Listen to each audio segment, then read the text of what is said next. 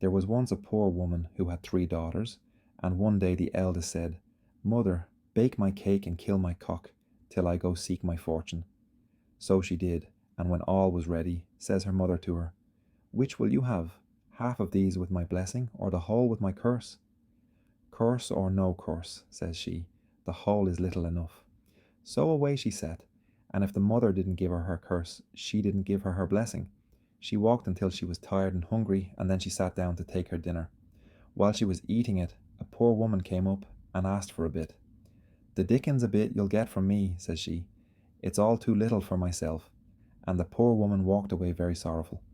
At nightfall she got lodging at a farmer's, and the woman of the house told her that she'd give her a spadeful of gold and a shovelful of silver if she'd only sit up and watch her son's corpse that was waking in the next room.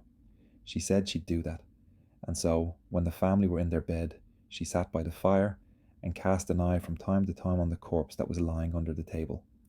All at once the dead man got up in his shroud and stood before her and said, "All alone, fair maid." She gave him no answer, and when he said it the third time, he struck her with a switch, and she became a grey flag.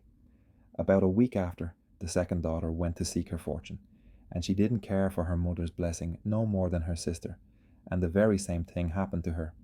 She was left a grey flag by the side of the other. At last the youngest went off in search of the other two, and she took care to carry her mother's blessing with her. She shared her dinner with the poor woman on the road, and she told her that she would watch over her. Well, she got lodging in the same place as the others, and agreed to mind the corpse. She sat up by the fire with the dog and cat, and amused herself with some apples and nuts the mistress gave her. She thought it a pity that the man under the table was a corpse, he was so handsome. But at last he got up, and says he, "All alone, fair maid." And she wasn't long about an answer. "All alone I'm not. I've a little dog, and Pussy, my cat. I've apples to roast, and nuts to crack, and all alone I am not." "Ho, ho," says he, "you're a girl of courage, though you wouldn't have enough to follow me. I am now going to cross the quaking bog and go through the burning forest. I must then enter the cave of terror and climb the hill of glass and drop from the top of it into the Dead Sea. I'll follow you," says she, "for I engaged to mind you."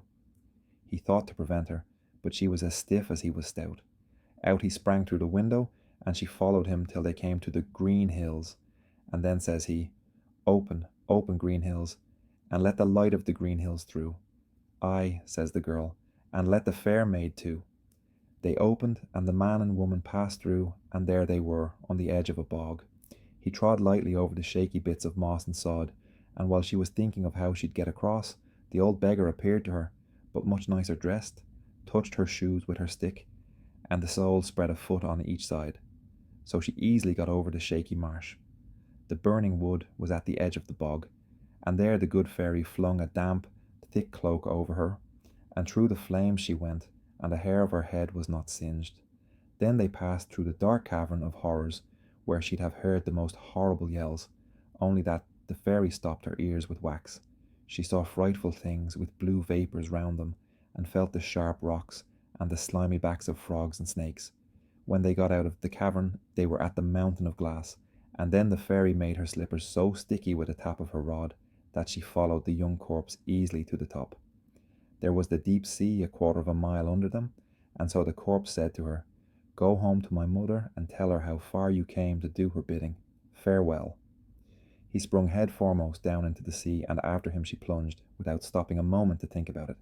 She was stupefied at first, but when they reached the waters, she recovered her thoughts. After piercing down a great depth, they saw a green light towards the bottom. At last they were below the sea, that seemed a green sky above them, and sitting in a beautiful meadow she was half asleep, and her head resting against his side. She couldn't keep her eyes open, and she couldn't tell how long she slept, but when she woke, she was in bed at his house, and he and his mother were sitting by her bedside, watching her. It was a witch who had a spite to the young man, because he wouldn't marry her, and so she got power to keep him in a state between life and death till a young woman would rescue him by doing what she had just done. So at her request, her sisters got their own shape again, and were sent back to their mother with their spades of gold and shovels of silver. Maybe they were better after that, but I doubt it much. The youngest got the young gentleman for her husband. I'm sure she deserved him, and if they didn't live happily, that we may